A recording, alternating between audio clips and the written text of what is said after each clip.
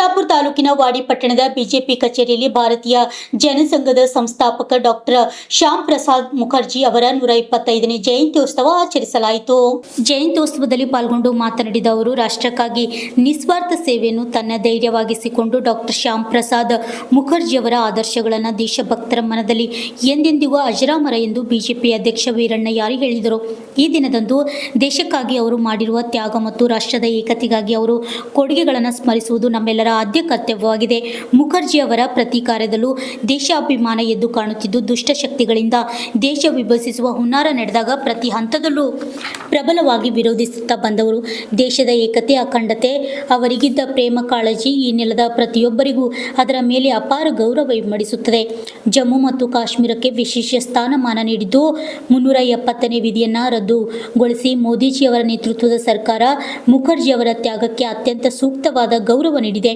ಇದರಿಂದ ಇಂದು ಇಡೀ ಭಾರತ ಹೆಮ್ಮೆ ಪಡುತ್ತದೆ ಎಂದು ಹೇಳಿದರು.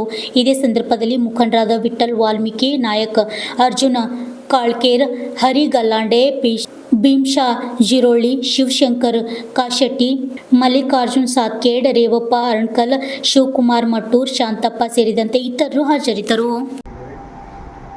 ಇದು ಜನಸಂಘ ಸ್ಥಾಪನೆ ಆಯಿತು.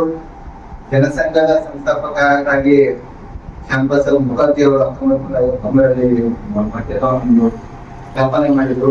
ಅವರ ಒಂದು ಆದರ್ಶಗಳೊಂದಿಗೆ 1980ರಲ್ಲಿ ಒಂದು ಭಾರತೀಯ ಜನತಾ ಪಕ್ಷವಾಯಿತು. ಅಂತ ಒಂದು ಮಹಾನ್ ನಾಯಕರು, ಬಹಳ ವಿದ್ಯಾವಂತರಿದ್ರು, ಬಹಳ ಜ್ಞಾನಿಗಳಿದ್ರು. ಅವರು ಪ್ರಕಾರ ಹಿಂದುತ್ವವಾದಿ ಇದ್ರು. ಅವರು ಇದ್ದರೂ ಸಹ ಕಾಂಗ್ರೆಸ್ ವಿರೋಧಿ ಮಾಡುತ್ತಿದ್ರು. ಅವರು ಸಹ ನೆಹರು ಅವರ ಸಂಪುಟದಲ್ಲಿ ಸಚಿವರಾಗಿದ್ರು. ಅವರು ಪಕ್ಷದ ಸಲುವಾಗಿ, ದೇಶದ ಸಲುವಾಗಿ ಕಾಶ್ಮೀರದ ವಿಷಯಕ್ಕೆ ಸಂಬಂಧಿಸಿದಂತೆ ಅನೇಕ ಹೋರಾಟಗಳನ್ನು ಮಾಡಿದ್ರು. ಅವರು ಕೂಡ ಅವರ ಒಂದು ನಿಗೂಢವಾಗಿ ಸಾವಾಯಿತು. ಸಾವನ್ನಕ್ಕಿಂತ ಅವರನ್ನು ಹತ್ಯೆ ಮಾಡಲಾಯಿತು.